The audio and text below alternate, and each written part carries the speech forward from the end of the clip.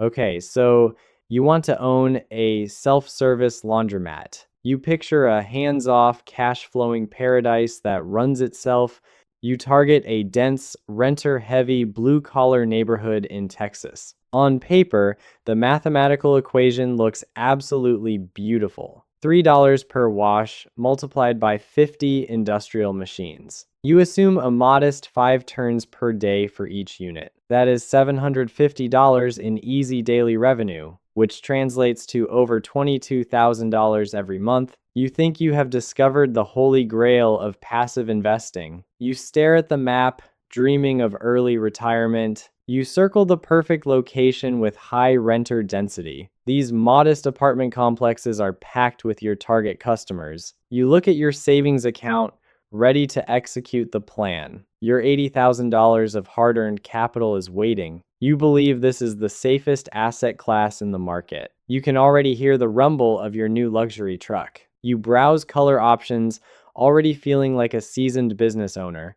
With a confident stroke of a pen, you sign the purchase contract. You shake hands with the seller in front of the old building. You hold the heavy keys to your brand new commercial domain, but the moment you step inside, the illusion begins to shatter. The stagnant air smells of old chemicals and cold reality. You realize the true economics are far more complex than expected. Every industrial dryer represents a massive, hungry utility sink. You stand behind the counter, waiting for the money to roll in, but you soon realize that laundry is not a simple business. The initial entry costs are designed to deplete your reserves. Before your first customer arrives, the city wants its cut. You are about to face the hidden gatekeepers of this trade. A municipal inspector knocks on your door with a clipboard. He carries a thick stack of building codes and sewer assessments. He inspects the main sewer connection beneath your floor. He hands you a massive bill for infrastructure impact fees. It is called a water tap and system capacity development surcharge. The total on the document reads $75,000. The city demands this money just to handle your wastewater. You search the city codes, looking for some hidden exemption, but municipalities treat laundromats as high-burden industrial operations. 50 washers dumping water simultaneously can overwhelm local grids. The bureaucrat on the phone tells you there are no exceptions. Outside, the natural gas company utility truck arrives. They look at the tiny, ancient 1-inch gas supply line. They say it cannot support 30 high-powered gas dryers. If all dryers run together, the gas pressure drops to 0. You are legally required to upgrade to a thick commercial gas main. Workers begin jackhammering the parking lot to lay the pipe. The excavation crew digs a trench through the solid asphalt. You watch your startup capital literally buried under the ground. A specialized welder joins the heavy iron pipes with a torch. They install a massive, high-pressure industrial regulator and meter.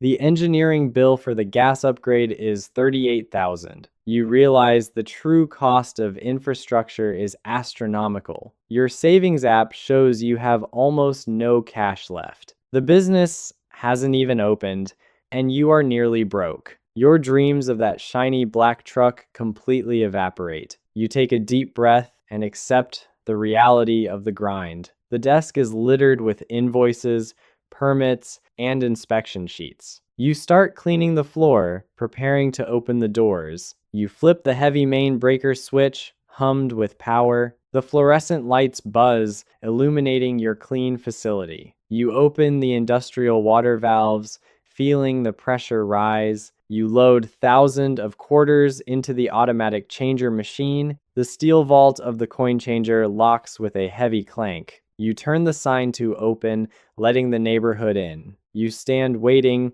hoping the market to respond. A construction worker enters, dragging a massive bag of heavy workwear. You point him toward the heavy-duty commercial washers. Within hours, the laundromat is packed with local residents. 50 machine cylinders are spinning, washing away dirt and grime. Outside, the utility meters are spinning at a terrifying speed. The water meter spins continuously, consuming hundreds of gallons. The gas flow is surging to heat 30 industrial dryers. Your electricity meter is spinning in a constant blur. You look at the charts, realizing the true nature of this business. A laundromat is not actually a wash and dry business. It is a highly leveraged utility arbitrage machine. You buy water, gas, and electricity at wholesale rates, and you sell them back to customers at retail markups. But when natural gas prices spike, your arbitrage margin disappears. Your entire monthly profit can vanish in a single cold wave. You recalculate the numbers, seeing how fragile the business is. A worker walks in with boots caked in thick clay. He drops them directly into your clean, expensive washer. Another customer loads a pet bed covered in thick fur.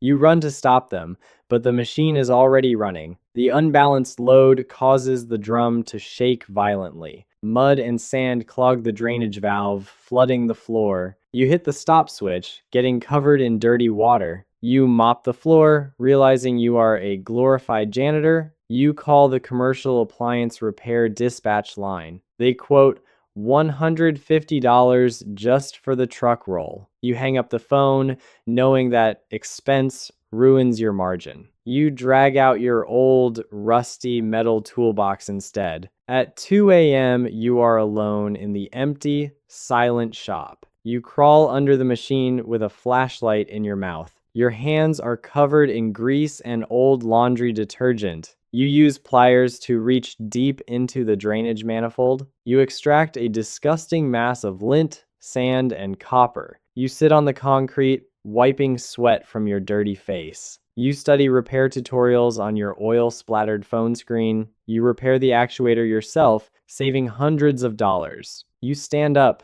feeling every ache in your lower back. You run a test cycle, watching the water drain perfectly. You look at your dirty hands, realizing there is nothing passive here. You pack up your tools as the clock hits 3:30. Month after month, you manage the constant physical labor. You collect heavy buckets of quarters from 50 machines. You dump the coins onto the metal counting table. The pile of shiny silver coins gives you a brief comfort. Then the mail carrier hands you a registered legal letter. It is a lease renewal notice from your commercial landlord. The rent is scheduled to increase by 40% immediately.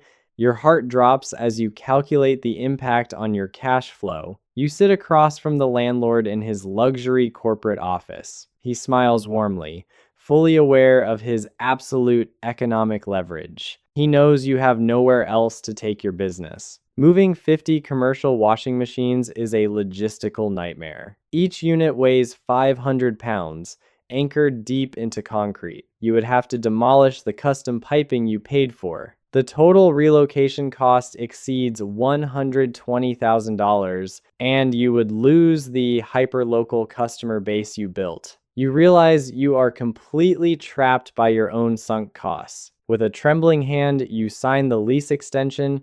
You are no longer a proud, independent business owner. You have officially become a high-stress tenant hostage. The landlord now controls the primary share of your profits. Every cycle run is actually paying off his property debt. Every quarter collected is diluted by the new, higher rental rate. You clear the lint filters, realizing the structural flaw. If you do not own the real estate, you do not own the asset. Your capital is permanently bolted down to someone else's land. The dream of owning commercial property feels out of reach.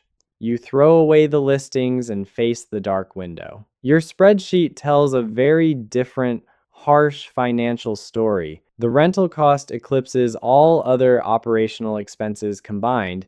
At 3 a.m., a violent rainstorm hits your building. A loud security alarm blares from your mobile phone.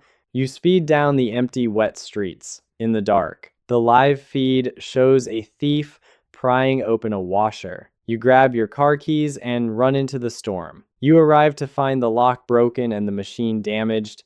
The repair bill is worth more than the stolen cash.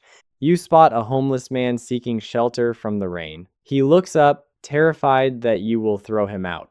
You hand him a warm cup of coffee, letting him stay. You realize this business requires your constant physical presence. It is not passive income, but an active blue-collar job. Real scale is the only way to survive these dynamics. Large syndicates who own the land capture all the profits. So, do you still want to buy a car wash?